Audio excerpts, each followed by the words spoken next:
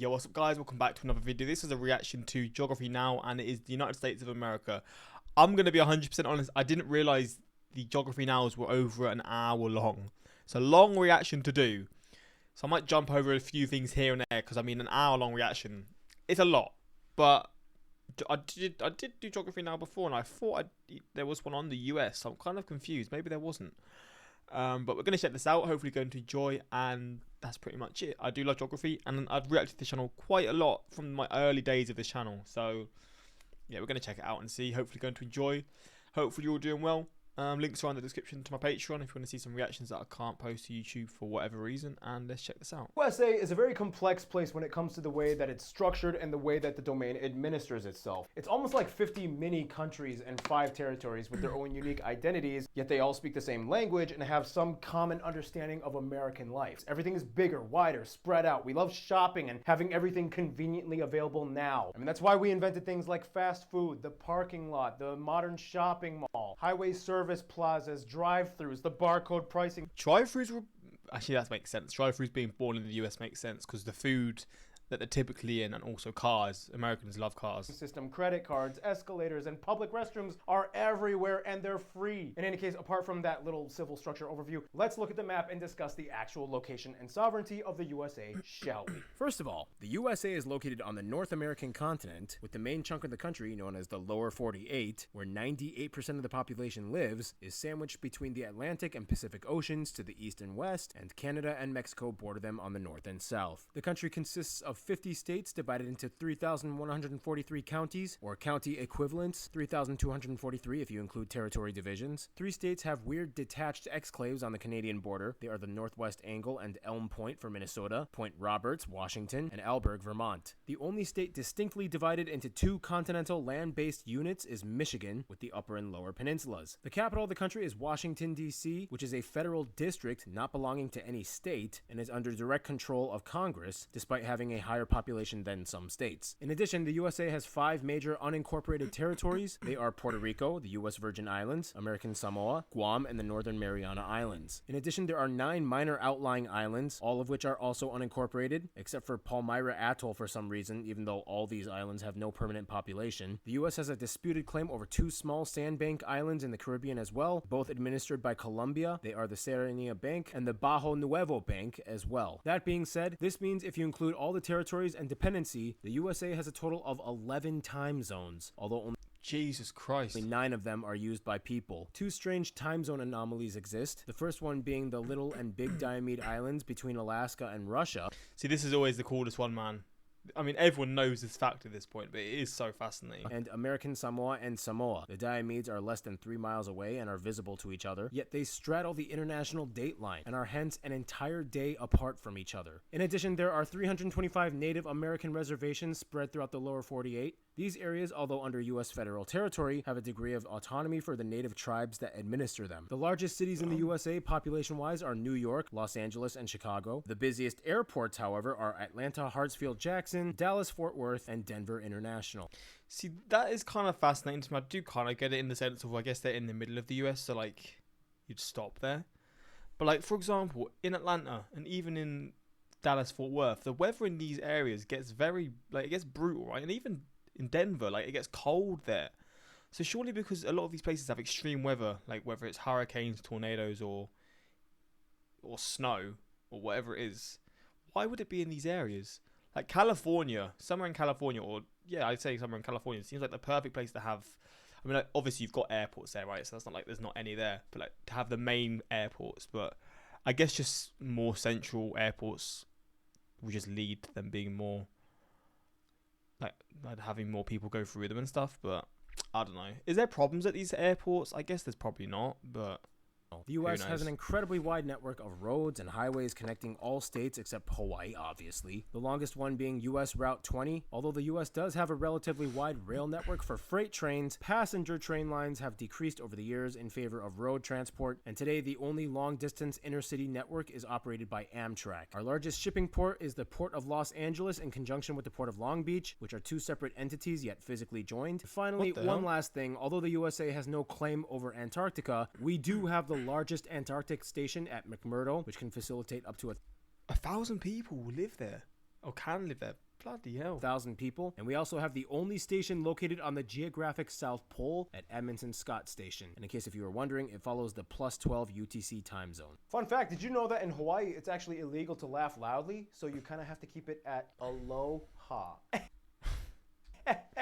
Few side notes. One, I made a video explaining the Native American reservations and statistical areas as well as territories of the USA. I figured they deserve their own videos because it's a big topic. Check them out. Two, each state and territory has their own flag, license plate design, and nickname. For example, the state... I've done videos on those. Pretty fascinating. I've done like more like state flags, those things that you just showed, and all different like differences just between states. I was born in Minnesota, is the land of 10,000 lakes. Indiana, I still have no idea what a Hoosier is, but you do you. Cities have nicknames too, like Chicago is Chi-Town or the Windy City. New York, the Big Apple. Orlando, the Big Orange. Seattle is the Emerald City, and so on. Three, yes, the USA is a car country. It's part of our culture. See, the majority of our country was built post-industrial revolution, so many of our cities have easily navigable, straight grid-like road networks with accommodating wider roads as opposed to the spider web of narrow medieval cobblestone alleys built for pedestrians. In the US, you can get your own license at age 16. For many of us, it's a rite of passage and bragging right in high school to show off your car, even if you're just borrowing mom's minivan. Four, we also kind of have an awkward situation with Guantanamo Bay, which is located in Cuba. It's kind of like this. I am the first president of Cuba. Now that we are independent from the US, I will offer you a perpetual lease to Guantanamo Bay. Awesome. We'll pay you guys every year.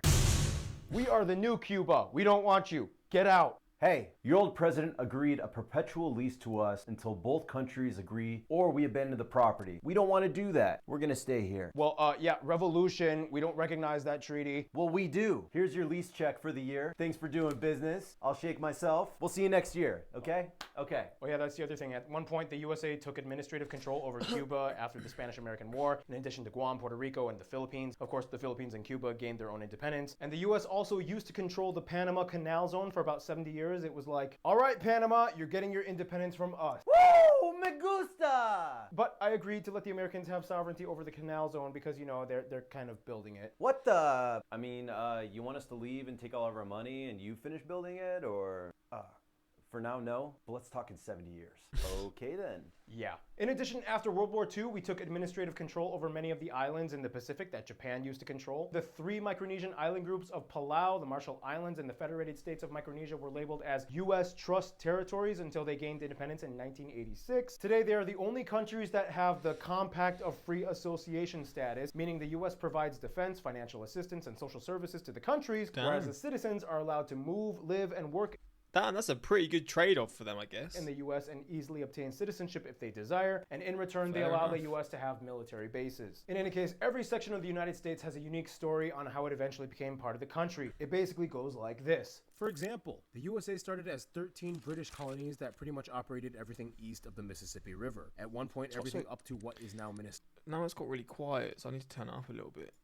was just called Virginia. In 1803, we obtained the Louisiana Purchase from France, which didn't even have a properly defined western border. It just kind of arbitrarily ended at the Rockies. This doubled the size of the country, and a bunch of Acadian French-speaking criminals from Canada suddenly became American. In 1819, we expanded to the Pacific for the first time and had a shared condominium with the British in Oregon Territory. 2 years later, Florida was ceded to us from Spain in a treaty in which we said that we would cede any claims to Texas. Well, long story incredibly short, the Texans in Texas kind of fought Mexico and became their own country for 10 years and then decided to cede their country back to the USA. In 1848, the Treaty of Guadalupe Hidalgo ended the Mexican-American War and the Alta California area was ceded to the USA. And after some quick borderline readjustments and new states popping up, the continuous USA was complete. The Guano Islands Act started in the 1850s, got us to claim a bunch of random small islands in the Pacific and the Caribbean. Civil War split us up for about 10 years, but then we reunited. Meanwhile, Alaska was purchased by Russia. 1898, Hawaii was annexed from the Kingdom of Hawaii. 1 year later, after the Spanish-American War, a bunch of new islands joined, but only Puerto Rico and Guam would stay as territories. 1 year later, Samoa was taken over under the Tripartite Convention. Later, only what is now American Samoa would vote to remain. And finally, in 1917, we bought the Virgin Islands from Denmark. Yeah, almost every American has played the Oregon Trail in school and has died of dysentery. Just want to give a huge thanks to Bright Trip for making that animation. You guys are awesome. Check out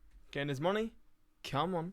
Out their websites, they got some cool stuff. Hey, we tried to buy Greenland like 3 times and they kept saying no, but like, come on, Greenland, come on. On that note, you can kind of tell the story behind places in the USA based off of the language the name comes from. For example, many places in the middle of the USA that used to be part of the Louisiana Purchase have French names like Lafayette, Des Moines, or Des Moines. Hell, the entirety of Louisiana was named after King Louis the 16th, 14th, whatever, we're not French anymore. Places that used to belong to Spain and later Mexico have Spanish names like Puerto Rico, San Diego, and yes, even the city I live in, Los Angeles, Los Angeles. Otherwise, many cities and half of all the states are named after Native American words and or anglicized versions of Native American words. Kentucky, Ohio, Oklahoma. The city of Chicago means wild onion in the Miami, Illinois tribe language. In any case, basically our country was born out of revolution. Long story short, we were a colony of Great Britain, not the UK yet, but Great Britain, for about 170 years until King George III came in and went back crazy. Or at least that's how we see it. You know, the Brits are more like, you ungrateful colonials. We declared independence in 1776, which by the way, thank you Morocco for being the first country in the world to recognize us as a nation in 1777. Hey, I beat them to it in 1776. Hey, you don't get to speak for me as a nation as a whole. You will recognize them when I say so. Okay, now you can recognize them. However, the fighting went on for 7 more years until the Treaty of Paris was signed, in which Britain officially recognized us as a nation. Meanwhile, Canada just up north was like, now I'm daddy's favorite. But then like 80 years later, it was like, ugh, I'm still dad's favorite. In any case, with the exception of a few other political entities, up until then, most of the world had been ruled either by monarchs or some kind of singular figurehead with huge authority that all administration pointed towards. The US founding fathers developed a system of mixing elements of English common law, Enlightenment philosophy, classic republicanism from ancient Greece and Rome, federalism, and separation of power. Basically, because we were so traumatized by the monarchical rule, we wanted to make a country ruled by a system that would make it really hard for the government to have too much power. In addition, we decided to become a federation, as in states share a singular sovereignty and must abide by the same federal constitution and the rights that it gives, like freedom of speech and press. But aside from that, they have the right to operate autonomously based on whatever regional values that each state holds and votes on. This is why sometimes people have to cross state lines to do things that might otherwise be illegal in the states they live in. Is that quite a common thing that people do then? Important to note, not everything was perfect in the beginning legislatively. Of course, we still had a long way to go and many things to fix. For example, slavery was still practiced and it did have legal provisions. Women were not able to vote and so on. But for what it's worth, the USA was the first nation state founded on enlightened principles of unalienable natural rights, consent of the governed, and liberal democracy. So yeah. America! In any case, history is boring. Let's look at some pretty pictures and whatnot. Let's discuss the famous places of the United States, and I will do it! Now, we all know about the most publicized landmarks like the Statue of Liberty, Las Vegas, the Empire State Building, Times Square, the Golden Gate Bridge, Mount Rushmore, Grand Canyon, Lincoln Memorial, Niagara Falls, the Hollywood Sign, Gateway Arch, and Disney World, the largest amusement park in the world. We have 130 national monuments and 24 UNESCO heritage sites. Yeah, we get it. But let's talk about some of the more underrated places. How many UNESCO heritage sites are in the UK? I know this isn't about the UK, but just for me. How many UNESCO sites in the UK? Oh, there's 33. Damn, you love to see it. You love to see it. Anyway. That are just as equally as fascinating as their over-publicized counterparts. Instead of New York, try Chicago. Instead of the Statue of Liberty, maybe check out the Birth of the New World or the Dignity Statue in South Dakota. Cool. Instead of Mount Rushmore, how big is this, by the way? This looks massive. Check out the Birth of the New World or the Dignity. This looks massive.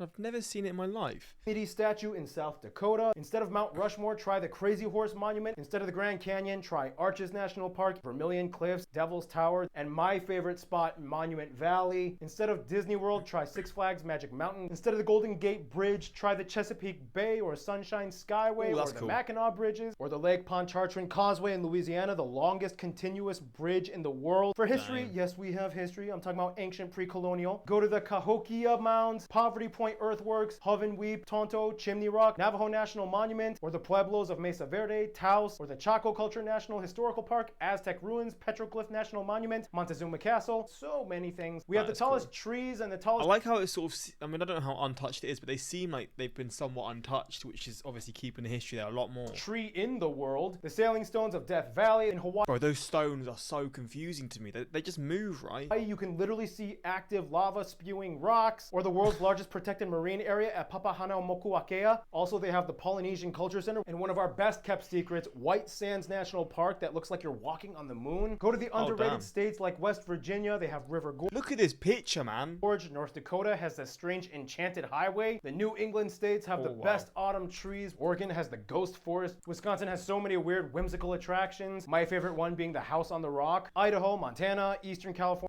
See, these look cool. I like the look of this. This reminds me, I always say this when it comes to these sorts of looking areas. It reminds me so much of Red Dead Redemption. California, Nevada, and Alaska have some of the best preserved Western-style ghost towns. Freaking Alaska, ice caves, fjords, tundras, probably some of the best nature in the entire country. American Samoa and Guam and the Marianas are a wonderful place to see Micronesian and Polynesian culture displays. The Virgin Islands are like the wedding honeymoon capital of our country. God, there's so much, and that's not even the beginning. This is one of the reasons why like only 56% of Americans own passports, because we kind of have a lot to see in our own backyard, and it's no wonder considering that our backyard is one of the most biodiverse in the world. Let's discuss more of that in... Now, to summarize, every conceivable landscape you can think of, we have. The USA is regarded as one of the most geographically diverse nations on Earth, and with that landscape spectrum, you can find... In terms of countries, it has to be the most diverse one, right? Like, obviously, these bigger countries, you've got Russia, you've got China, Brazil, massive countries. But they're not, like, Russia's not as diverse. I mean, don't get me wrong, Russia's going to have some beautiful scenery in its own way.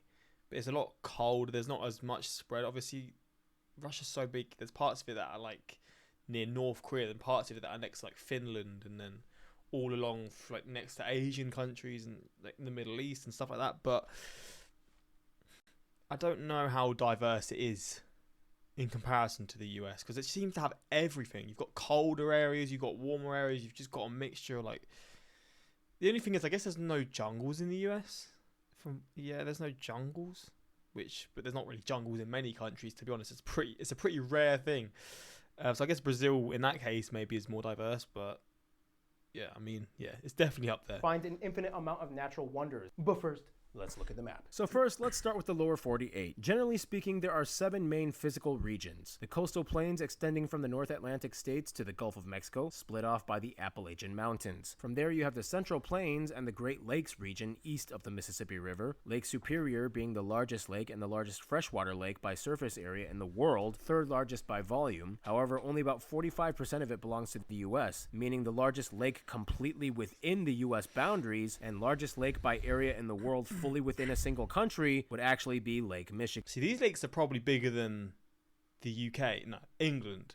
Similar size to England. I can almost guarantee that. Again, altogether, these 5 lakes make up about 1/5 of the world's above surface fresh water. West of the Mississippi, you have the Great Plains, the flattest part of the country, and home to Tornado Alley, where the strongest and most tornadoes form than anywhere else on Earth. From there, you reach the Rocky Mountains, the U.S.'s longest chain and third longest in the world after the Andes and the Great Escarpment in South Africa. The Rockies are also the source of the longest river in the United States, not the famous Mississippi, which begins in Minnesota, but by 1 mile extra, the Missouri River actually beats them at 3,341 miles. Past the Rockies is the Great Basin, which holds the U.S.'s desert ecoregions, 8 cold deserts with alpine flora, and 3 dry, hot shrubland, rocky, sandy deserts. Fun fact, the Sonoran Desert, shared with Mexico, is the only place in the world where you can find the famous saguaro cacti. You've probably seen them in movies and TV shows. They grow here naturally. From there, the other side of the Great Basin is bordered by the coastal ranges, aka the Cascades and the Sierra Nevada. Keep in mind, this range also sits on the San Andreas Transform Fault Line, which is...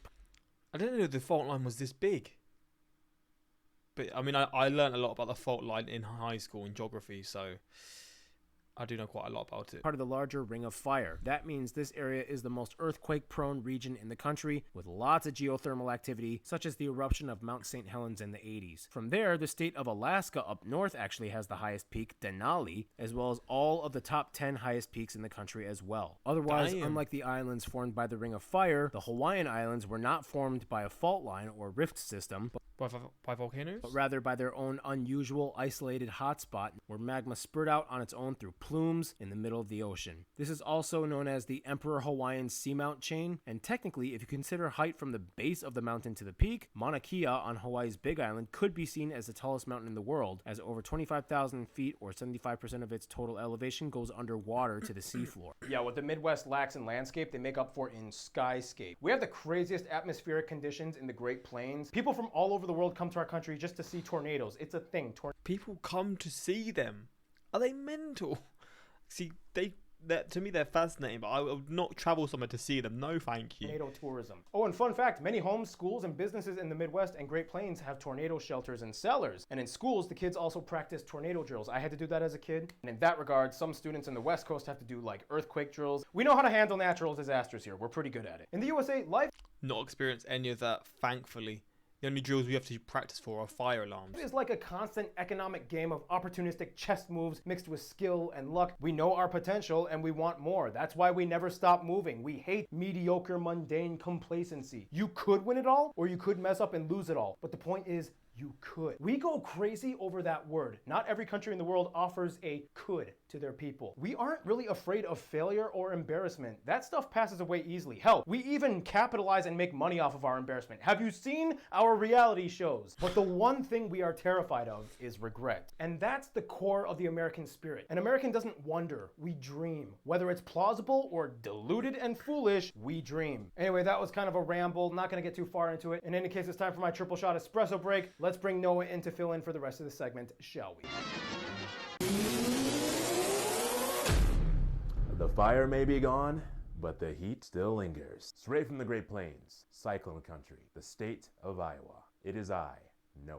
So let's get into some statistics first, shall we? It is Bro, he looks like he should be from like a James Bond film or something. Look at his jawline. already well known that today the USA has the largest economy by nominal GDP out of any nation and the second largest purchasing power parity after China. The dollar is the most widely used currency in international transactions and is the world's reserve currency, used by many other countries as an official and de facto currency. So because the dollar is used by so many countries, is this why its value is lower than other currencies?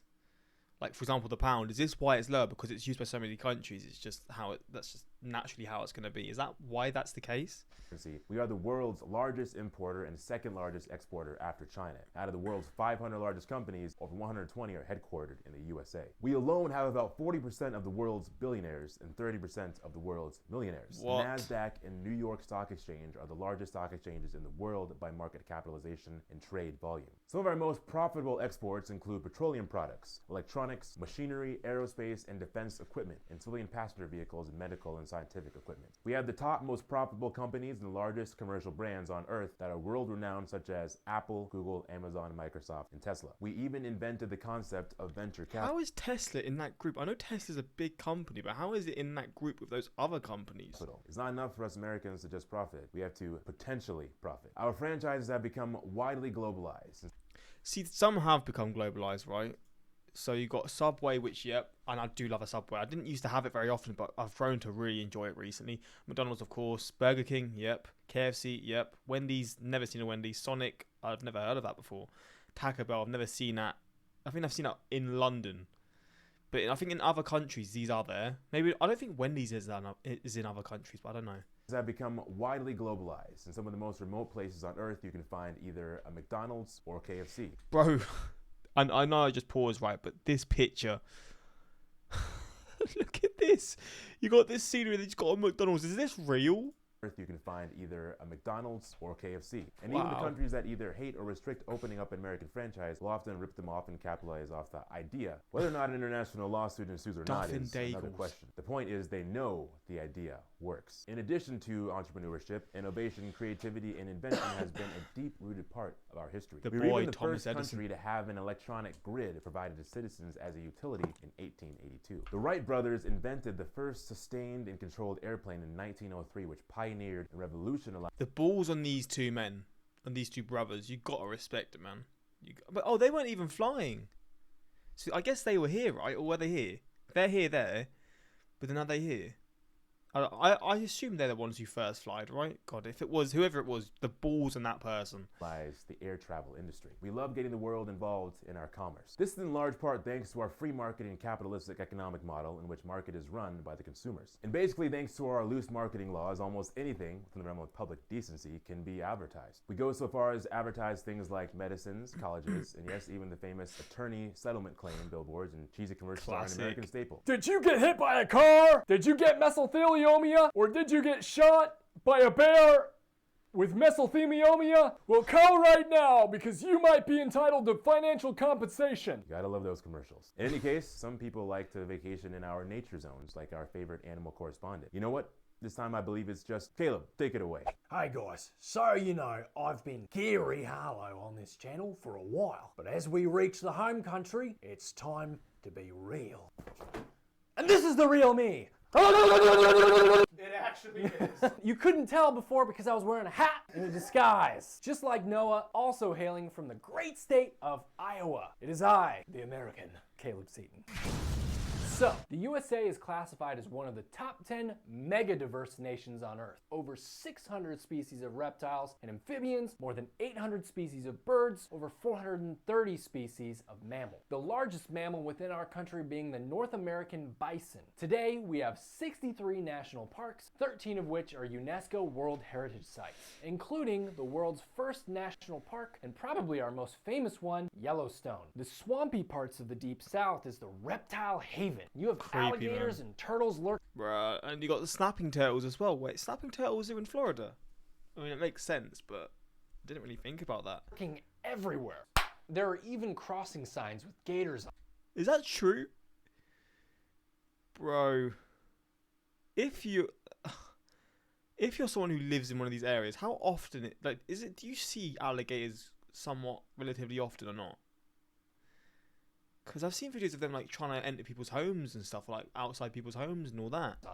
In the Rockies, we have black and brown bears, bobcats, and mountain lions. Remember that time we saw a bear and what was it? The Oh Mammoth my Lake? gosh, let me tell you this story. So Paul and I went on a camping trip up near Mammoth, California. One of the stupidest things we've ever done because we were like just warming up around the fire and I look behind Paul. It's a freaking bear like 15 feet away from you. Oh, Are you kidding me? That's a freaking bear. We almost died. In the Alaskan North, you can find grizzlies and polar bears, as well as narwhals and walruses. narwhals are in. I guess it does make sense if it's here. In the deserts, we have coyotes, Bro, they hold spiders, madmen. javelinas, desert tortoises, and tarantulas. All along the west coast, you have harbor and elephant seals, giant Humboldt squids, porpoises, dolphins, and whales. Our tropical islands are home to some of the most amazing endemic bird and fish species, such as the Hawaiian honeycreeper and the name and the How does this eat? The Hawaiian honeycreeper. endemic bird and fish species, such as How does this eat? That must be so impossible.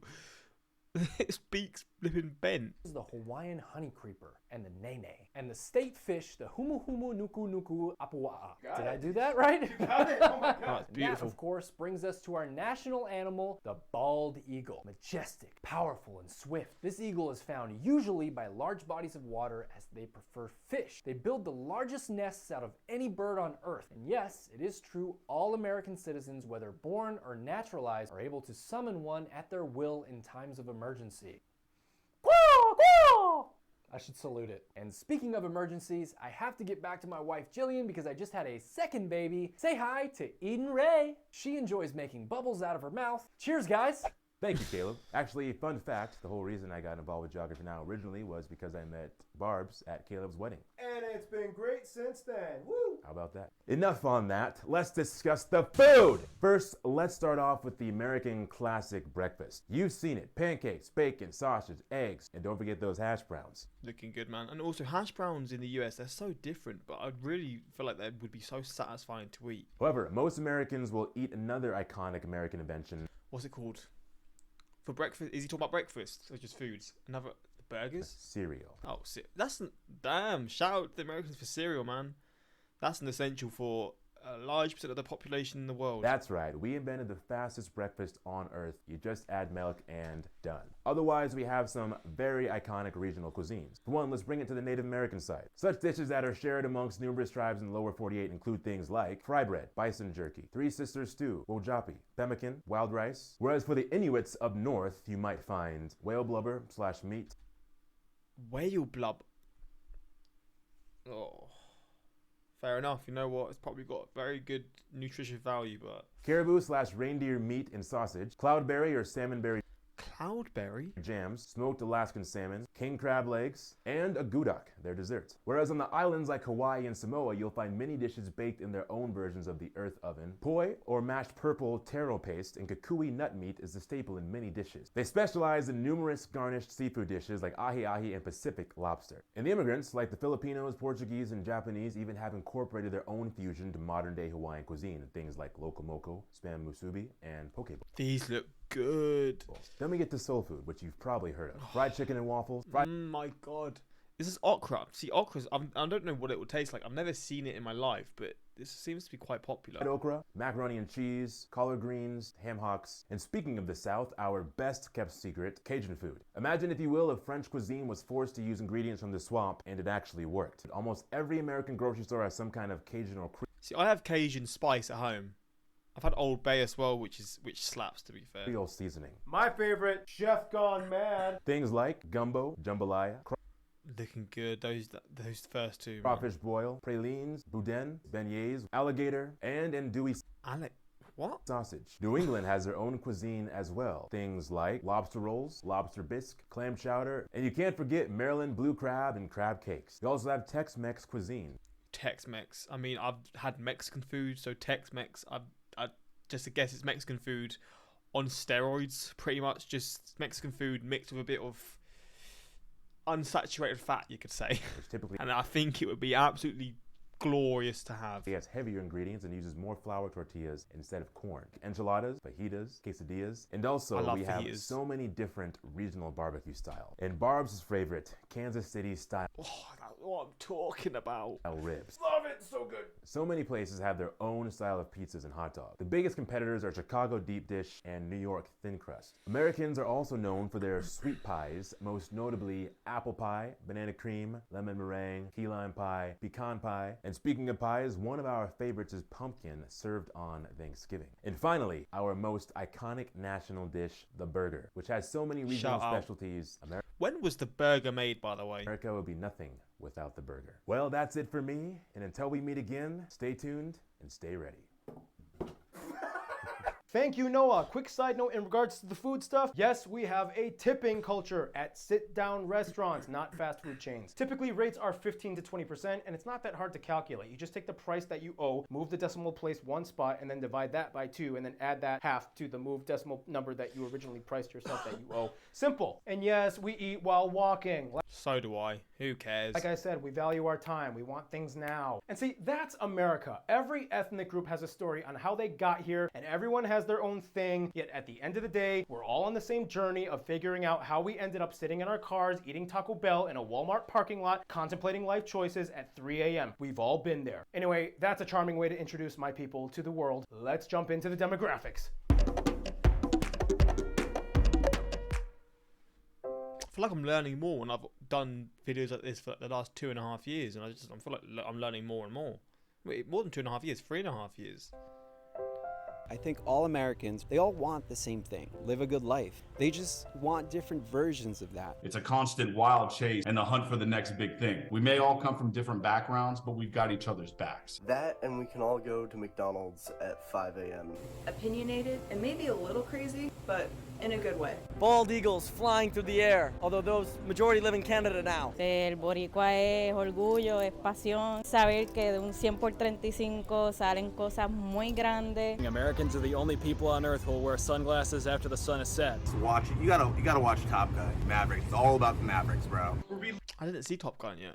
I know it's a massive film. We love adventure, we love unpredictability as Americans. Because the craziest stories come out of the United States of America. Whether it be a woman who got bit in the hand by a bear for punching it. The generations of families that like the same team. Mana'awao o ke kanaka vai he kanaka oiwi a kupa o kia aina me ke ano lavena lua ole ma kia honua a puni. Piha me ke aloha ka ha'aha'a ka ho'ihi no naku puna a me ka pilina me ka aina. Knowing that you are a mixture of a plethora of stories, histories, and cultures. Flirting with someone who thinks an alligator is adorable and makes questionable decisions during a hurricane. There's the ideal, and then there's the reality. Here in Washington, D.C., we don't even have full representation of Congress. We don't even have senators. Not all of us talk in a country accent. The irony and like, how did we all get here? I ponder that a lot. Nous a travaillé en dehors, joué en dehors, et tellement le bon manger. A tout quelqu'un laissé le bon temps rouler.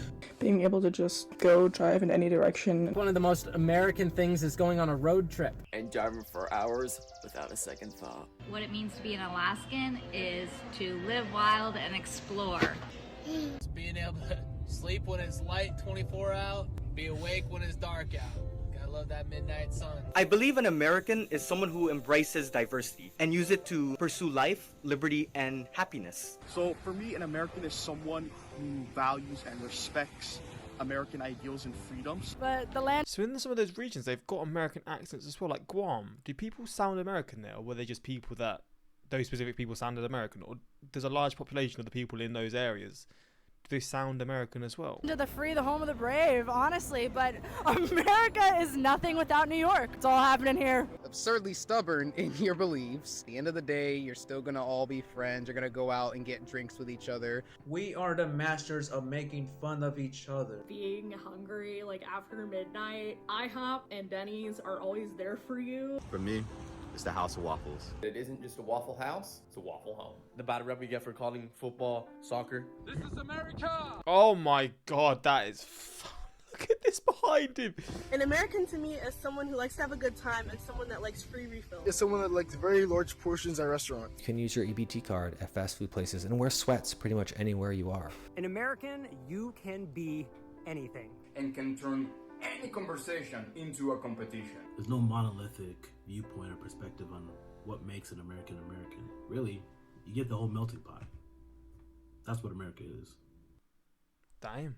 So what is an American? This is a question I've pondered about for a long time when I was writing this script. From a young age, we are taught the value of individualism. You are special. You are unique. There is no one like you in the world. And in that regard, we are also taught that it's good that we're different because then everyone has something unique and special to add. If we were all the same, then there wouldn't really be much to add or learn or grow from. It's the diversity that empowers us. We look at the world around us and see that they already know our songs and watch our TV shows and movies. Oftentimes, they imitate things that we started and put their own spin on it. We also regularly notice that on the news, people from all over the world fight to immigrate here. They seek refuge and asylum. It seems like they really want to join this country badly. So in a sense, taking all of that into account, not trying to sound boastful, but because of that, being an American citizen is kind of like, it sometimes feels like being part of some kind of weird elite club that a bunch of people want to join or at the very least give attention to. And we love attention. It's practically our currency. It doesn't matter if it's good or bad. The moment you give us your eyes and ears, we win. It feeds us. There's nothing we hate more than just being part of the crowd. Every American wants to find something about themselves that makes them stick out. This is why we obsess so much about things like labels and race. It's one of the easiest ways to forge an identity. We take DNA tests because at the end of the day, we all know that unless we're indigenous, we aren't native to this continent. We all come from somewhere else, and sometimes we're curious. We want to know who we are. Doesn't everybody? This may sound kind of shallow on the surface, but you kind of have to understand, like all the nations of the Americas, we're kind of like the lost children of the world. We never came from royalty or nobility, no ancient legacies to honor. So in a way, we don't really have much to lose. We have to build our own empires. Of course, every American has a different story and not everyone will agree to this very sentiment, but at the very base, that's kind of what I guess it kind of somewhat feels like to be American. Yeah. Ooh, that was a speech. In any case, let's talk about the ethnic makeup of the USA, shall we? Motion graphic time! First of all, the United States has about 340 million people and is the third most populous nation on Earth after China and India, and has the highest immigration out of any country in the world, and every nation on Earth has some kind of community or diaspora represented within it. The first and country's largest demographic being the white non-Hispanic group at about 60%, which mostly contains Caucasian Americans, typically with European origins. From there, the second largest community are Hispanic and Latino Americans, making up about 19% of the population. Keep in mind the Latino and Hispanic community. So you're looking at that. So 90% would be, so 19 million from 100. So about 60 million people. No, more than 60 million, like 70 million people. These are also incredibly diverse within themselves. No, like 65 million people. And some may Hispanics, or may not also Latinos. identify with either white or black communities, depending on where they feel on the racial scale. From there, the black community makes up the third largest demographic at somewhere around 13% of the population. After that, Asians and Pacific Islanders make up about 7% of the population, the largest communities being Chinese, Filipinos, Indians, Vietnamese, Koreans, and Japanese. And the remaining 1% is mostly made up of Native American or Hawaiian/Alaskan natives. Also, keep in mind some of these people listed here also register under 2 or more races or some other race. So in that regard, all these lines could be blurred and have asterisks applied to them depending on what the individual claims on their documents. We use the US dollar as our currency. We use the types A and B plug outlets, and we drive on the right side of the road. And just like we explained in the UK episode, the USA is one of the few countries that does not use the metric system. Our units of measurements are miles, feet, inches, acres, Fahrenheit, pounds, tons, ounces, pints, quarts, and our favorite unit of measurement, the big fat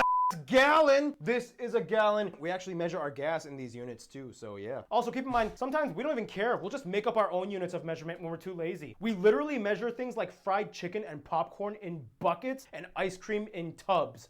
Now going back to the ethnic makeup thing. It's important to note that most multi-generational Americans today have a degree of racial and genetic admixture. Most white Americans today are descendants of immigrants that arrived through Ellis Island, not British colonials, coming from countries like Germany, Ireland, Italy, and over time many of the whites kind of just mixed and created new American whites. It's not uncommon for them to have some Native American blood as well. And then it gets a little weird because some people are like, oh yeah, my great-grandma was 184th Cherokee. No, I'm special. And the same even applies to our black population. According to a study published in the American Journal of Human Genetics, the average black person in the USA has about 24% European ancestry, but it varies by the individual. We'll talk more about the racial story of the USA in a bit, but first, language. Technically, the US has never declared an official language. However, the de facto national language and language of use for all administration and documents is English, or at least American English. 28 states have voted to make English the official state language of their state. 3 states have de facto bilingual policies. They are Maine and Louisiana for French and New Mexico for Spanish. And oh my goodness, Cajun French sounds so cool. It's like lazy swamp French. Ah, bonsoir, mon chéri. Essayez du gombo et laissez le bon temps rouler. As for Hawaiian, well, actually, I figured maybe we should let a real Hawaiian explain. Take it away, Mr. Kamaka. Did you know that Hawaii is the only official state where English and Hawaiian serves as co-equal languages in the administration? Sometimes you can even hear Hawaiian being spoken in legislature meetings. Since the 80s, there's been a huge Hawaiian language revival because of the creation of Hawaiian immersion schools. We have schools for preschool all the way to 12th graders, and everything is done in Hawaiian. That makes me happy. It's good that they're reviving it because that's important to the people there, especially, but just for the world in general. It's good to keep the history and languages pretty much to make sure they don't go extinct or whatever it is. Half a century ago, Hawaiian language was at the brink of extinction with only 2,000 native What? God damn, talk about it changing. Fair enough. speakers. Today, in 2023, I'm proud to say there's over 30,000 people speaking our native tongue. Thank you, Kamaka. Follow him on his social medias and his websites. He's an awesome guy doing great things for Hawaii. Otherwise, 3 of the territories also have official bilingual status along with English for their native languages, Spanish for Puerto Rico, Chamorro for Guam, and Samoan for American Samoa. And the Northern Mariana Islands is the only officially trilingual entity with Chamorro and Carolinian as the official languages alongside with English. However, as a whole, bilingualism has been growing fast in the US, mostly with Spanish and French as our most commonly taught languages in schools. In the 80s, our populace was only about 11% bilingual. Today, however, that number has 20%? I don't know what the UK would be, but I don't think it'd be anywhere near that, that's for sure. Has more than doubled, as the Census Bureau estimates that somewhere around 1 in 5 people in the US ages 5 and up uses another language at home, and 1 in 4 Americans are proficient enough to converse in another language. In any case, religion. In the USA, regardless of level of devotion, somewhere around 70, maybe upwards to 75% claim to be affiliated with some kind of Christian denomination, the largest ones being Protestant, followed by Catholic and non-denominational. Otherwise, the next largest religious groups are Jews and Buddhists at somewhere around 2% each, and then Muslims at around 1%. For the rest of the country, it's kind of like a complicated topic because they tend to fall into a more agnostic approach in which they might claim to be spiritual but not religious. So going back to the topic, how did all the races end up here? Well, to start off, of course, the originals were the Native Americans. In a nutshell, they come from numerous tribes that each have their own customs and traditions. There are over 570 recognized ones. The Native American story of this country is an acknowledged sad one, riddled in government-mandated relocations, mass killings such as the one at the Battle of Wounded Knee, and broken treaties all over the place. In regard to that, though, there's also a beautiful side to their story with pride and courage, and tribes like the Navajo and Hopi that were honored for their Code Talker program in World War II. And today, some tribes like the Cherokee and Osage are starting to revive their languages to more modern usage with things like teaching it in schools, putting their tribal scripts on street signs and businesses and windows and documents and so on. I've said this before, every American needs to visit a tribal reservation at least once and spend time learning about them. After that, whites from England started coming in from the late 1500s to the early 1600s, basically English colonialism. After that, the Atlantic slave trade from West Africa began with Portugal and eventually made its way to the United States, which is where most of our black population is derived from. A more contemporary term that some of them might use is ADOS, or American Descendant of Slavery, to distinguish themselves from blacks that immigrated from the Caribbean or Africa. Keep in mind, the United States only took in about 4% of the enslaved peoples from the Atlantic slave trade. Most of them either went to Brazil or the Caribbean when it was under the British. Eventually, the Civil War and Emancipation Proclamation happened. From there, it was still a struggle with a tense time riddled with apartheid laws and customs. Even in the North, where they fought against slavery, there was still racism. There were Jim Crow laws, the bombing of Tulsa, the Rose... God, just looking at how the world was, man. The restrooms, white color, like that just makes you feel sick, man. Rosewood incident, redlining. Finally, in the 60s, the civil rights movement occurred. The 60s was kind of like the big moment. It is said that slavery and the treatment of Native Americans is the darkest chapter of American history, our biggest shame. We don't hide from it, we acknowledge it, we teach it in our schools. It's like what the Nazi thing is to Germany or the imperial thing is to Japan. For what it's worth, the story of Black America is one with so many chapters, but if you look at how the story unfolds over the centuries, there is a beauty to it. Our country could not be what it is with so many amazing individuals that have revolutionized not just our country, but made shockwaves throughout the whole world. Look, I'm not trying to speak on behalf of the black experience because I'm not black. I mean, I did that DNA test and it said North African, but I'm not claiming anything unless y'all approve, and if you do, I'll bring ribs and Henny to the cookout. Hey. What is his background, by the way? Hey. But for what it's worth, if you must take anything away from this, I think most Is he like Pacific Islander? That's what I would guess, but I have no idea. Americans will agree that the story of America is nothing without the story of the black population. In any case, from there, we move on to the other major communities. The Chinese were the first Asians to arrive as rail line workers in the mid-1800s. Filipinos started coming in after the colonial years. Then the Koreans and Vietnamese through the Korean War and the Vietnam War. For the Latino community, it's interesting. Some isolated communities of Mexicans and Spanish people were already living in certain parts of the West after lands were acquired from the Mexican-American War. However, their populations weren't really high until large migration waves came in the 20th century. From there, Latin Americans from all over started building communities. Los Angeles has the largest Salvadoran and Guatemalan communities. Miami has Cubans, Venezuelans, Colombians. Puerto Ricans and Dominicans love New York for some reason, even though the climate is nothing like their perfect, beautiful tropical islands. I don't get that whole thing, but whatever, you guys do you. And of course, when there's Latinos, you'll always find Mexicans somehow in the mix. There's a lot of other groups and stories behind their origins of coming here, but we just don't have time. This video is already getting long enough. If you are from a community that I didn't mention, please feel free to write about it in the comments and teach us, but otherwise we have to move on. The US is the most diverse country in the world, right? I mean, there's a few countries in the Americas, like Brazil, I feel like would be up there as well, for sure.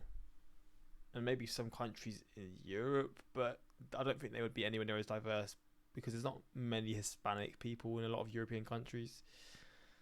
So it's probably like the US or like Brazil, I would say, and it's probably the US. I'd say the US probably is the most diverse country in the world, which it makes sense. That's part of the whole point of the country, in a sense. In any case, one thing you'll notice is that our country tries really, really hard to make sure every race has some kind of representation in media or retail. For example, major store chains that sell cosmetics usually have to provide a line that comes in all shades of the skin spectrum, and most of them will have what they sometimes call ethnic hair or textured hair or coily hair sections. And fun fact, Art and I actually shop in this part of the store because why, Art? Murray's pomade. It's the only thing that seems to work on our hair because our hair's thick. We always use it. So yeah, we use this all the time. This is a true American classic. Yeah, not a sponsorship. Not a sponsorship. We just really like this stuff. Yeah, although it could be a sponsorship. First non-black people to be a sponsor, led by Murray's. Yeah, you could use a ginger. You would be considered the face of diversity for them. Yes. Since the 70s, most of our TV shows and cartoons have had unspoken diversity quotas in which every cast will usually have some minority character, either main, reoccurring, or guest character. Our toy sections at stores usually contain dolls and action figures that come in all races. Nothing more iconic to this sentiment than the famous collectible American Girl dolls. Then you have the really obvious attempts like Captain Planet, Magic School Bus, and that puppet show that tried too hard. Look, even if it comes off a little forced and pandering or cringy, we try our best and usually we mean well. In any case, that was such a long-winded explanation of American social dynamics. One person who also means well and is quite dynamic would be Art. So let's switch up the subject and talk about the sports of the USA. Sports day. Oh god, he gets loud, man. I need to turn him down. You know. It is I, Artemis, hailing from the great state of Washington. So let's get started. For one, let's all go way back to the beginning. Tribes like the Choctaw, Chickasaw, and the tribe Cree. See, I'm going to enjoy this, actually learning about the history of sports in the US, because I mean I know a lot of the sports in the US, but I don't know about the history and stuff. Played chunky, which involved rolling a disc and throwing a spear. Some of the Algonquin tribes played some games similar to soccer called Pasakawa Kuhog, which could have had up to 500 people playing at the same time. And yes, since this is the USA episode, I'm gonna just call it soccer this time. Soccer. And the most famous one that survives to this day and is actually the oldest organized sports in North America, lacrosse. See, this sport is really big in the US, but it's not really like one of those sports where there's a high level to where people get paid a lot, is there? I mean, I could be wrong, but I didn't even really know much about this sport until I saw like a video of it on Twitter, just popping up, I think a few years ago. Is it kind of similar to what's the Irish one that they play? Is it Gaelic football? Is that what it's called?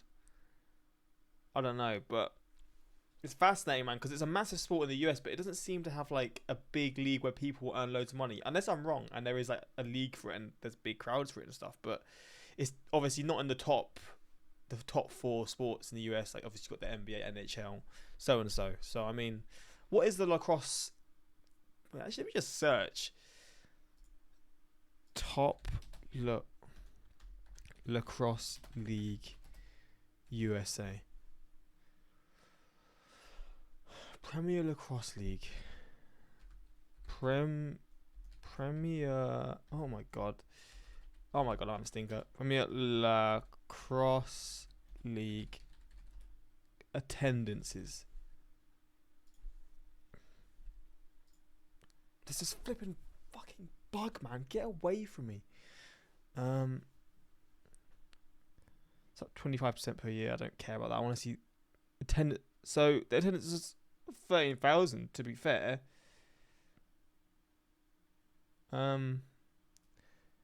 Lacrosse League average salary. Let's see that. That's the important thing to me. The average salary in the Premier Lacrosse League employees is around $42,000 to $55,000. It's important to bear in mind the individual salary. Blah, blah, blah. Oh no, I mean for the players. Salary. Well, there we go. Player salary. Oh, there we go. So the middle 50% of lacrosse players makes $28,000, with the top 75% making $187,000. Okay, so I mean, it can be decent money to be fair, but obviously it's nowhere near to the same level as the major sports in the US. Fast forward to today, and numerous sports have been invented in our country. We love our sports so much that we even created a sport that cheers on other sports. It's called cheerleading. Ever heard of it? Oh, and one thing, almost all schools in the USA have a mascot, which is usually a costume character to help cheer on the team. And you know you had a real American experience if your school had to change its mascot due to outdated racist undertones. Yeah, my school did that. And then we get the big three: baseball, basketball. I guess hockey not considered in the big three, I guess. Ice hockey. And American football. Although some might say baseball was inspired by the game rounders from England, Classic. the first official formalized version of baseball was created in New York City in 1845 and has become America's pastime sport. And basketball was created in Massachusetts. By a Canadian. Yeah, that's true, but if you wanted to make it a Canadian sport, he would have stayed in Canada. Oh, you get the We love you, Canada, though. Yeah, we love you. Anyway, people all over the world know our most famous player of all time, Michael Jordan, who is a multi-billionaire and never has to worry about life ever again. Are you serious, dude? You wrote that. Set for life. Yeah. Let's become billionaires. Then we get to American football. We just call it football, sometimes called gridiron. It's our most popular sport. It was basically like a sport inspired from rules and techniques found in rugby and soccer, invented by Walter Camp in the 1870s and first played by 4 universities. Many outside the US and Canada might not quite get the sport, so if you have to summarize it, it's kind of like if you mixed war and speed chess. 2 teams, 11 players, they have to get to the end side. Okay, let me just describe football really quick. Okay, the chunky fat guys are the, right, Paul? The chunky and fat. The lineman on the front, and the quarterback is trying to get the ball to whoever that can score a touchdown. That's basically it. And it is a big deal here, like a really big deal, the Super Bowl. Today, the USA is the most successful nation at the Olympics, holding nearly 3,000 medals, about 1,200 of which are golds. We even have the most decorated Olympic athlete of all time, Michael Phelps. We have hosted the Olympics 8 times, and soon the 9th is going to be here in Los Angeles in the Olympics is in LA in 2028. 2028. We will also host the 2026. I'm so jealous about this, man. I would love a World Cup in England on my days. I'm so jealous. I would love it, but it's not going to happen. Probably in my lifetime, to be honest, because it's so rare that you actually get these in your countries. So, I mean, people that are excited for this, get excited, man, because it's going to be a whole load of fun. It'll be a cool World Cup, though, because it's going to be more teams this year as well. FIFA World Cup, and Los Angeles will be a host city as well. Otherwise, we have to bring up a bunch of other fringe sports, such as running a reindeer in Iditarod in Alaska. This is like what they do in like Spain, with like the bulls chasing them and stuff. Monster truck rallies, freestyle motocross, and of course, one of our favorite American pastimes, entertainment wrestling. Things like WWF and WWE are staples of our American diet. There is nothing more American than WrestleMania. All the superstars and cheesy guest celebrities battle it out and destroy each other. Well, destroy each other. Do they really? I mean, come on. It's so real. It's so real. I used to think this was real when I was younger. I'm so dumb, man. All right. Those are not actors for sure. And there are loads of independent, lower tier entertainment wrestling leagues in which sometimes get like really weird, with like a chicken fights a wizard, or a pizza chef and a green goblin, or a Pop-Tart and a mermaid. That sounds like a nightmare, actually. And that's it for me. I'm gonna get out of here. You know, guys, I am so proud to be an American. I hope you guys enjoyed the episode, and I love you all. Thank you. That was a great way to end it, man. Shut up, Paul. Thank you, Art. On that note, what is the easiest way to make friends with an American? Well, you have to master the art of the American interruption. Let me explain. In other countries, it's considered rude to listen in on other people's conversations, let alone interrupt them while they're talking. But here in the USA, it's a social art form. In a way, unless we are quietly whispering something, we kind of don't mind if you hear us. And if you hear us talking about something you really understand well, and you really feel like you could contribute something to the conversation, then you are allowed to subtly budge your way into the conversation. For example. Okay, do you remember that Scare Factor episode where they made him bungee jump and they almost hit the water? Yeah, I remember that. Did you see that one episode? He's gonna eat the guy alive! Do you remember when they blended up the centipedes? And it was so good! We're American best friends. Keep in mind, this can go both ways for shared interests and shared hatreds. Yo, did you hear that new Blake album? No, he's not as good as he used to be. No, Blake 2017 Blake was ragged. No, he just be crying. Do you guys remember that music video with the girl in like the orange dress? Like, what was what was that all about?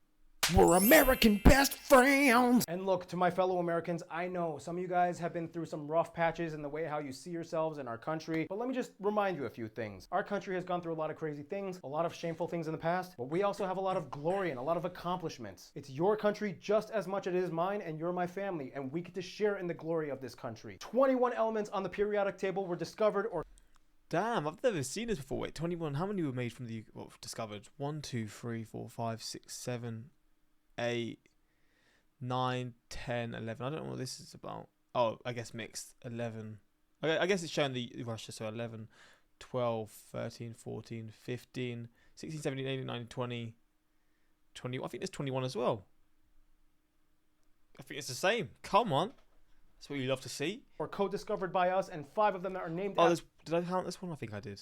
After places in our country. We absolutely lead the world in space exploration. We're the only people that have landed on the moon, and we did it 6 times and played golf on it. We sent the first satellite images of other planets like Jupiter, Saturn, and even Pluto, and we were the first to land a rover on Mars. We pioneered the Genome Project and pioneered so many medical advancements. We donate more money for charity and aid for people in need across the world than all the other countries combined. We have the #1 film... I thought I was just going to say more than every other country, not combined. Fair enough. You got to respect that. Industry in the world. We invented so many things. I'm not even going to get into it and name them all, but one of them being personal computers and the internet and YouTube, which you would need to watch this video. And that's just...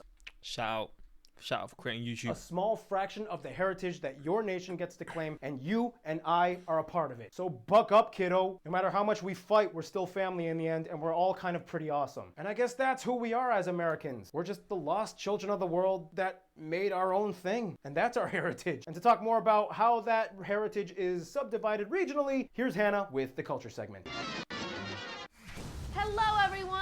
We are at the America episode, and you know I have to start it out with a big roll tide because you know I am from Alabama. Me, Annie, and the baby. Actually, the baby's not from Alabama. It's from California. Oh, you're gonna have a California baby. Oh, no. So when I say American culture, lots of things probably pop into your head. Surfing and skateboarding, catch-up, ranch dressing, pickup trucks, cowboys, pop and locking, shopping scooters, yellow school buses, drinks with ice, 64-ounce cups, red Solo cups, spray cans of cheese, root beer, to-go bag, carpet floors, wearing shoes indoors, and so wearing shoes indoors?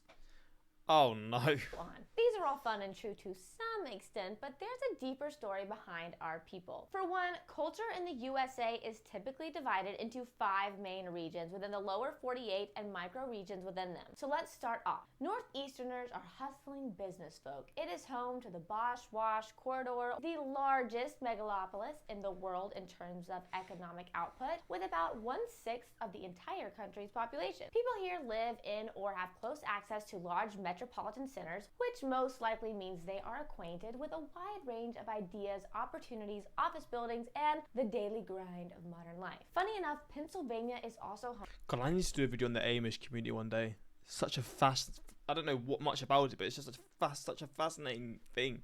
Are they just left on their own to just like live their own world, like in their own world? Because do they have like electricity and stuff? I don't know. I assume they probably do, but I feel like I've seen things saying they like to live the most basic lives, but I could be chatting shit. Home to the largest Amish community that chooses to avoid modern technology. Oh, it's massive. 360,000 people. The Midwest, or the Great Lakes region, is the industrial and manufacturing belt. The lakes and rivers help them prosper in trade historically. Detroit is known for its car industry, hence the nickname Motown, or Motor City. Chicago processes food and machinery. Wisconsin is the dairy capital. In fact, 2 of the top 3 best hospitals in the country and in the world are here. Overall, the Midwest is good at We've got a question. I could be chatting shit. making things. Is this... No, it's not. I thought this was going to be the hospital or whatever. The research facility in The Walking Dead, but it's not. Because where's The Walking Dead filmed? Where was it filmed? I used to know this fact. I can't remember now. Hospitals in the country and in the world are here. Overall, the Midwest is good at making things, and they are famous for having some of the funniest accents and nicest people in the country. Oh, don't you know? Then we get to the Great Plains and the frontier. Sounds like he's from Newcastle. This is the breadbasket and mountains of the nation. Basically, this is the resource epicenter. After these lands were acquired, the U.S. government encouraged westward expansion to the citizens by implementing the Homestead Act in 1862. So basically, this became the Wild West if you've seen the classy, kitschy Americana Western films. This area also has the most Native American reservations as well. Be respectful to the tribes if you ever enter the land, as they have their own autonomous set of rules that may differ from the state they are in. Colorado is known for having the healthiest people in the country. Wyoming is one of the few places where you can still see authentic cowboys and cowgirls. Utah and Idaho have the heaviest concentration of the Mormon community. Arizona and New Mexico have a desert culture culture. They know how to handle heat and thrive in it. Then there's the West Coast, California, Nevada, Oregon, and Washington. Basically, two things dominate this region. Entertainment, which is literally what we're doing right now on the West Coast, and tech innovation.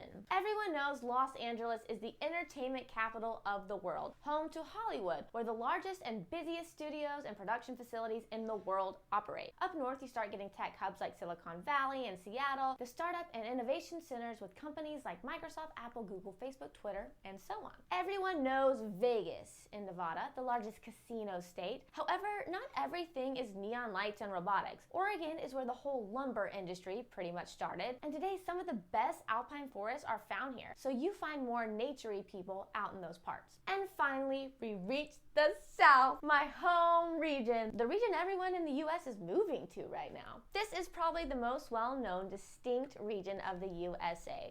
And it's probably the region that I know most about as well in terms of doing reaction videos to and stuff. Most people, whether religious or not, have had some kind of affiliation with the church growing up and will find themselves praying, even if they are on a reality show intended to showcase their drunken sexual escapades. And that's also because everyone knows the South is the best party place in the country. But tangent, because a lot of our colleges have the best football teams. Reasons to celebrate. How come that's the case? Is it just the passion and people just love it more in the region? Is college football the biggest in the South?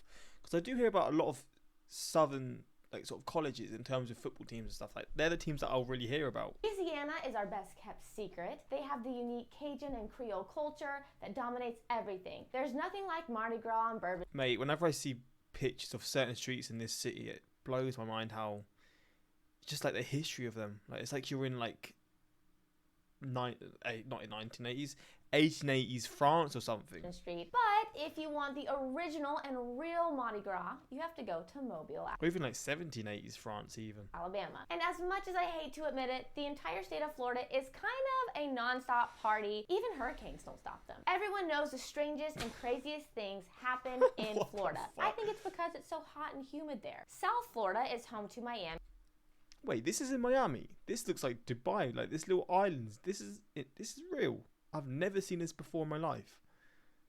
Is this like for the rich people, like the ultra rich, just to live in this area? Which is basically North Cuba. It has a unique Caribbean culture. Literally, you need to speak Spanish. The Mississippi Delta is where so many famous people like Elvis Presley and Oprah were born. You have the Appalachian or Piedmont South, where banjo and bluegrass music began and where some of the best moonshine is made. Along the coasts of North and South Carolina and Georgia, you have the unique Gola community, descendants of the freed slaves that inhabit the Barrier Islands. They are known for speaking their own unique Creole that has West African influences, musical performances, and sweetgrass woven crafts. Then, of course, we get to Texas, the big guy. Let's just say Texas is not just a cowboy state. It's evolving into a major modern tech and entrepreneur hub. They're tough, they're proud, and they love their state. In Alaska, you can actually find bush communities that live mostly off the grid. No way.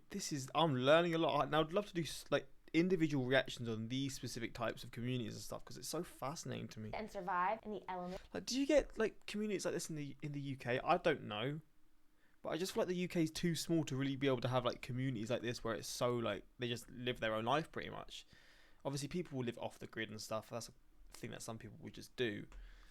But like saying communities that like they've mentioned before, I wonder. I mean, they've done the geography now in the UK. I'm probably going to do that next in the next few days, but I don't know, I want to learn about it. And prefer bartering instead of using money. Native Hawaiians invented surfing, and they were ocean navigation experts, traversing the entire Pacific on canoes. Micronesians in Guam and the Marianas also have their distinct Chamorro culture, and they live by the concepts of amote and manana. American Samoans are obviously the cousins of the Samoans. They have their unique Matai and chiefdom systems of ruling themselves, and the Fa'a Samoa, or Samoan way of life. The Virgin Islands is like a mini Jamaica. They have their own Creole English, Quelbe, or scratch bands, amazing seafood, and the unique Malby drink made of tree bark. Puerto Ricans are kind of like the US's favorite Latinos. Politics aside, they have created so many cultural impacts that have crept onto the mainland, especially in places like New York and Florida. Home of bomba, reggaeton. Everyone knows Robert Clemente, Ricky Martin, J-Lo, Daddy Yankee. Ricky Martin's from... He's a musician. What's he from? Ricky Martin. Bomba, reggaetons. Everyone Is knows he? Robert Clemente. This guy. What's he from? I know his name, but I don't know what he's from. I think he's a musician anyway. I could be talking up my ass. Ricky Martin, J-Lo, Daddy Yankee, and Luis Fonsi. So that's the quick, condensed overview of the U.S.'s regional cultures. There is so much more we could have mentioned, but it would take forever. If you are from a region of the USA with a distinct cultural trait we missed, write it in the comments and teach us. I guess with all of that, we go back to the crazy Florida region, because now it is Florida Man Keith's time to talk to us about the music. Take it away, crazy Florida Man. Woo, we did it! Did it? That's the America episode. Okay. All right, we're in Florida. Hey, yeah, made it to Florida. Yeah, Woo, there's back. even a fight going on outside, so that's how you know it's real Florida. Hey, what's up, everybody? What's up? Named Keith. Woo! Thanks for having me on the show, Paul. I'm not trying to sound cocky or anything like that. Every other country on the face of the earth deserves its own spotlight. With all that being said, we're the #1 music market in the entire world. We export more music and entertainment to the rest of the world than any other country ever. But first, let's take it back, way back, to the indigenous people of the United States. Native Americans are known for their powwow events of, war drums and dancing and singing and all kinds of really great traditional things, along with the Hawaiians, who have the luau's, and it's pretty amazing too, and they got the fire spinning. And the Inuits have their traditional throat singing that they perform.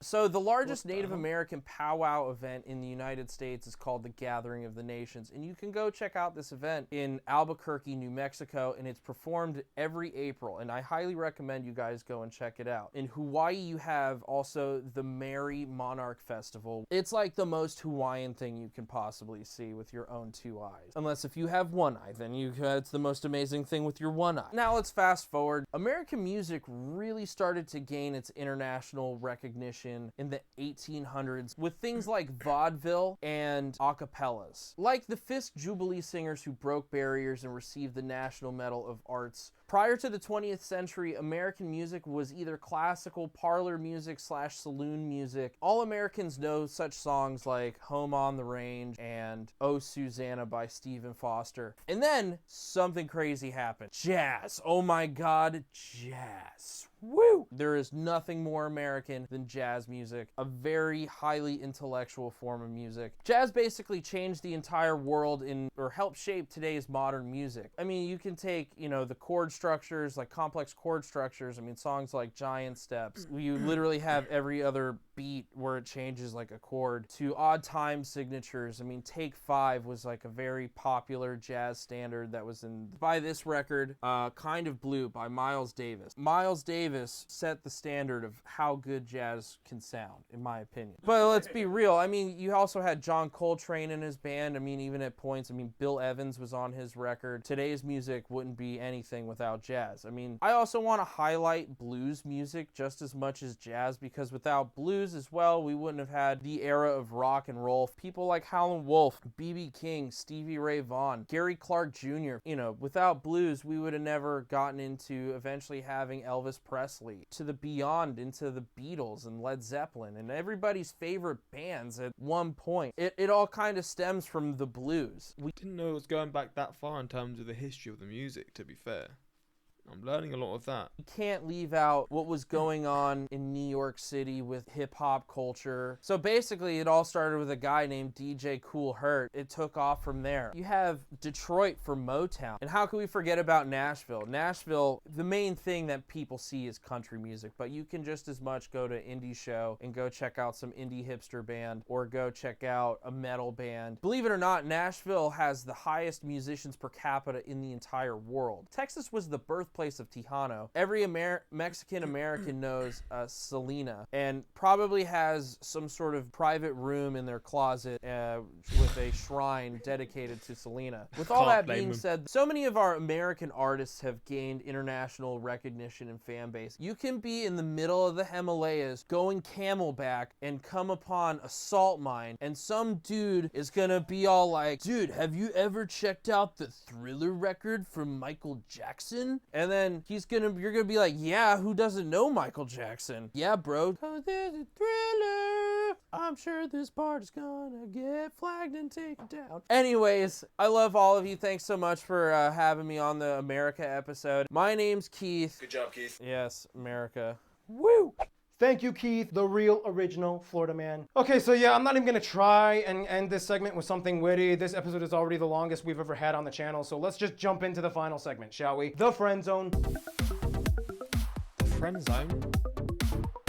When it comes to our diplomacy and foreign policy, the USA is quite the extrovert. And even if there's a diplomatic strain or limited interaction in one area of the world, we still have some degree of connection thanks to our incredibly diverse population and diaspora communities. I literally found people from places like South Sudan, the Solomon Islands, and even our rarest guest, Carrie, from Tuvalu here in the United States. That's how insanely diverse and interconnected our nation is. In any case, the motion graphic. As a member of numerous IGOs in Asia, the USA works closely with many members and has deep ties to them. For example, after World War II and the Korean War, the US has invested heavily in Japan and South Korea, and today they are the only two East Asian countries with visa-free access to the US. The Philippines is super close too, as they were once a US colony. They speak English, and many American cultural traits have adopted into Filipino society. India shares a close relationship, as they make the second largest Asian diaspora community in the US after the Chinese. They have huge bilateral trade deals and joint military exercises. They are easy to engage with as an Anglophone nation, and heads of state have met numerous times. With China, it's almost always a complicated, extensive economic-based relationship, and of course there's the whole Taiwan thing. Basically, in the 70s, former President Richard Nixon visited, and soon after, the US-China joint communique and the 6 assurances were established. Long story short, no matter how things get, we keep doing this thing where it's like, I think I'm better than you, but I want to keep dancing with you. Otherwise, as a member of various North and South American organizations, the US has very obvious and close ties to their North and South American neighbors. In the broadest sense, they are all kind of like New World countries that share a similar story of being built off of European colonialism, evolving into the vibrant new societies that they are today. The US was the first country to recognize Brazil as a nation in 1808.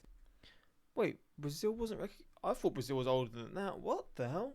And many sociologists will say that Brazil is kind of like the closest country resembling the US in shared experiences related to their demographic makeup. The only See, that's what I sort of thought. I thought they were quite similar. Come on, I feel proud of that now. The real major difference is that Brazil was more Catholic influenced, whereas the US was more Protestant. Otherwise, moving on to Africa, the US cooperates in many discussions with the AU and ADB. The African Growth and Opportunity Act in 2000 provides preferential cooperation to the US market for eligible African countries, such as Kenya, Nigeria, and South Africa. And today, many African Americans do pilgrimage trips, and some even get dual citizenship. Oh yeah, and Liberia was like the US's long-lost adoptive African stepchild that we keep forgetting. We really need to pay more attention to them and give them more love. When it comes to Europe, though, basically the US has always had some kind of constant interaction with Europe since the inception of our nation's independence. France was the first country to establish diplomatic relations with us. Also, thank you for giving us the Statue of Liberty. Over the years, Europeans from virtually every corner of the continent immigrated to the US and built communities and neighborhoods. After World War II, we signed the Marshall Plan, which was a huge economic recovery act, which eventually evolved into the formation of NATO. The only main European relationship that has a roller coaster of diplomatic instability typically lands with Russia, rooted in the Cold War era conflict, but this is a topic for another time. When it comes to our best friends, however, typically Americans will probably root for one of the teen major Anglophone nations. We Americans hardcore crush on the Aussies and Kiwis. I personally feel like I feel the same, because I do love Australians and